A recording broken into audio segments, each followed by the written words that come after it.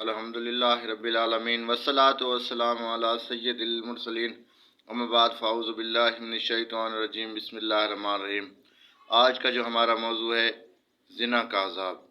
نبی کریم صلی اللہ علیہ وآلہ وسلم نے فرمایا، زنا سے بچو بلا شبہ، اس میں 6 خصلتیں ہیں، 3 دنیا میں 3 آخرت میں۔ 3 کی خصلت یہ ہے کہ چہرے سے وجاہت جاتی رہتی ہے، فکر محتاجی کو لاتی ہے اور عمر کو کم کر دیتی ہے، اور آخرت کی 3 خصلتیں یہ ہے کہ اللہ کی ناراضگی اور حساب کی سختی اور دائمی جہنم کا موجب بناتی ہے۔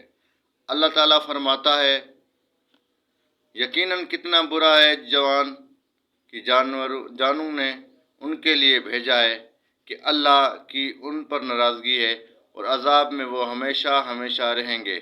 رسول خدا صلی اللہ علیہ وآلہ وسلم نے فرمایا، زانی روز قیامت اس حال میں لایا جائے گا کہ ان کے چہروں سے آگ بھڑکتی ہوئی اور شرم گاہوں کی بدبو سے لوگوں کے درمیان پہنچائے جانے کہ ان کو منہ کے بل جہنم کی طرف لے جایا جائے گا۔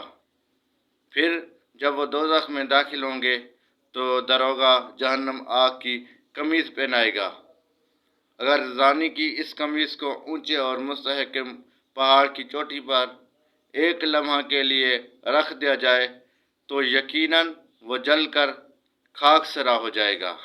اس کے بعد داروغہ جہنم کہے گا، اے عذاب جہنم کے فرشتوں، زانیوں کی آنکھوں کو آگ کی سلاخوں سے داغ دو، جس طرح کہ حرام کی طرح انہوں نے نظریں ڈالی ہیں، اور آگ کی زنجیروں سے ان کے ہاتھوں کو باندھو، جس طرح کہ یہ حرام کی طرف ہاتھ بڑھاتے تھے، اور آگ کی بیڑیاں ان کے پاؤں میں ڈال دو، جس طرح کہ یہ حرام کی طرف تھے، اور فرشتگان عذاب کہیں گے، ضرور اسی طرح کرتے ہیں تو وہ ان کے ہاتھوں کو آگ کی زنجیروں سے اور پاؤں کو بیڑیوں سے جکڑ دیں گے اور آنکھوں کو آگ کی سلائیوں سے داغیں گے، اور وہ چکھیں گے اور اسے فرشتگان عذاب۔ یہ دیکھیے، زنا کرنے والوں کے لیے اللہ پاک نے عذاب تیار کر رکھا ہے۔